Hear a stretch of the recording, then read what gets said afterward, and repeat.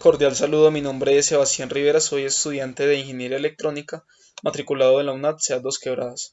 El día de hoy les vengo a exponer el ejercicio, el sistema electromecánico número 2, correspondiente a la etapa 4, que hace referencia a las unidades 1 y 2. Pertenezco al grupo colaborativo número 59 del Sistemas Dinámicos. El sistema electromecánico número 2 nos da los siguientes datos. Acá tenemos pues el modelo, el sistema y los parámetros físicos para tener en cuenta en el sistema son el momento de inercia del motor, constante de fricción viscosa del motor, constante de fuerza electromotriz, constante torque del motor, resistencia eléctrica y una inductancia. Acá tenemos pues como tal el procedimiento matemático, teniendo en cuenta que son dos tipos de energía, un modelo desde el punto de vista eléctrico y otro modelo desde el punto de vista mecánico. Acá, aplicando leyes de voltaje de Kirchhoff, hallamos el primer punto de vista, hallamos la primera ecuación que hace referencia al sistema eléctrico. Y posterior a esto, después de realizar el respectivo despeje, teniendo cada una de estas variables presente, tenemos la ecuación número 1.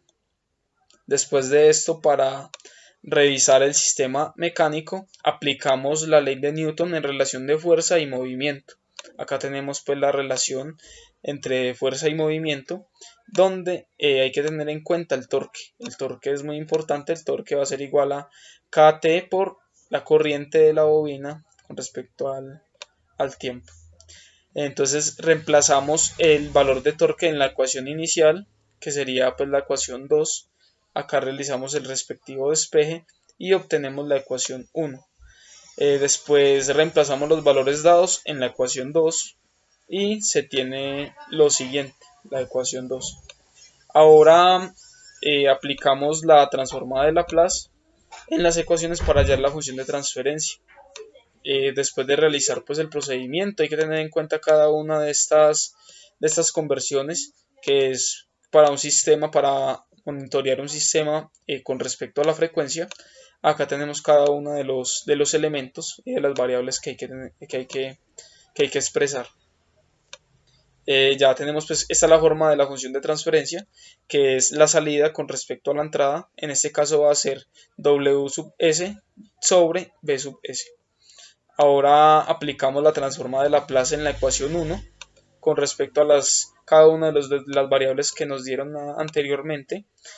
Hallamos la ecuación número 3. Y posterior a esto aplicamos la transformada de Laplace en la ecuación 2 con cada una de las variables que nos dieron y obtenemos la ecuación número 4. Después de esto vamos a realizar un despeje de la corriente en la bobina de la ecuación 4.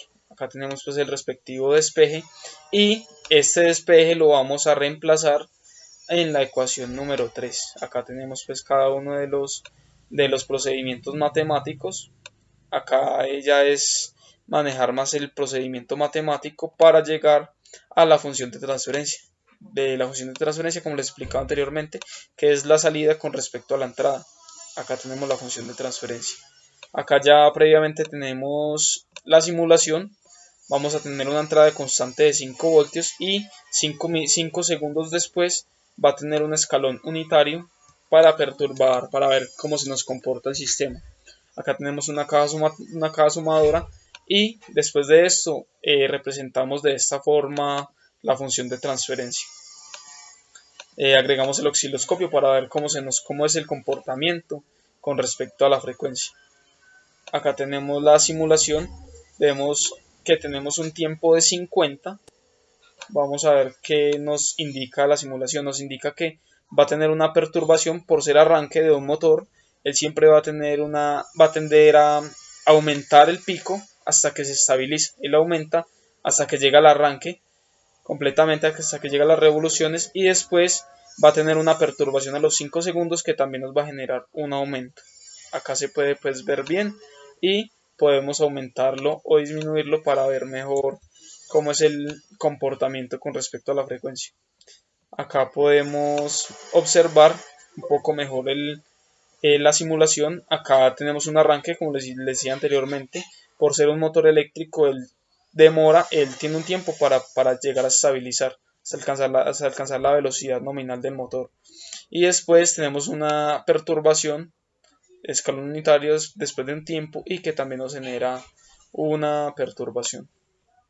Bueno, después de hallar la función de transferencia, hallamos la estabilidad del sistema con respecto a la función de transferencia, aplicamos la ecuación de segundo grado cuadrática en el denominador. En el numerador no tiene ceros, la función de transferencia no tiene ceros, y para hallar los polos hallamos las raíces del denominador. Acá tenemos una ecuación de segundo grado cuadrática, realizamos los respectivos despejes y vamos a tener dos soluciones, S1 y S2. Menos 1 más la raíz del resultado que nos dio, y menos 1 menos el resultado de la expresión. Expresándolo en imaginarios nos queda de la siguiente forma, S1 y S2. Nos dice que el sistema es estable porque las raíces del denominador son negativas. Ahora, para hallar las variables de estado, hay que tener en cuenta lo siguiente, que era el torque. Ahora despejamos el torque en la ecuación 2, realizando pues el respectivo despeje, y despejamos dWt sobre dt. Acá tenemos pues el despeje. Ahora reemplazamos valores, y reemplazando valores tenemos la ecuación número 5. Acá tenemos la ecuación número 5, y después de esto vamos a en la ecuación 1 despejar la derivada de la corriente en la bobina con respecto al tiempo sobre la derivada del tiempo. Acá tenemos pues la expresión matemática y hallamos una ecuación 4. Acá tenemos la ecuación 5 y la ecuación 4. Esta simulación la tenemos ya también previamente visualizada en Simulink. Acá tenemos pues como tal todo el procedimiento matemático. Lo mismo, tenemos una entrada constante de 5 voltios, un escalón unitario, una caja sumadora, una ganancia. Acá va cada uno de los elementos que hallamos, que es positivo 10. Entonces acá sería más, menos, que acá ya lo tenemos representado en esta caja sumadora, más y menos, y acá tenemos el menos, menos, más. Acá tenemos menos, menos y el positivo.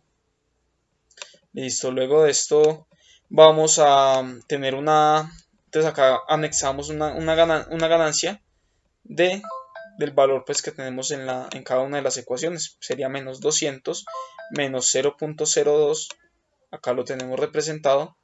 Y este es importante, el integrador, ya que el integrador nos va a representar lo que es Wt y L sub t, que sería pues esto como tal. Y después de realizar pues el respectivo análisis, damos en un osciloscopio, agregamos la señal de salida en un osciloscopio y damos simular.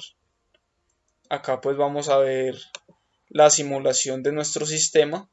Vamos a verlo inicialmente con un tiempo de 10 para ver cómo es el comportamiento de nuestro sistema.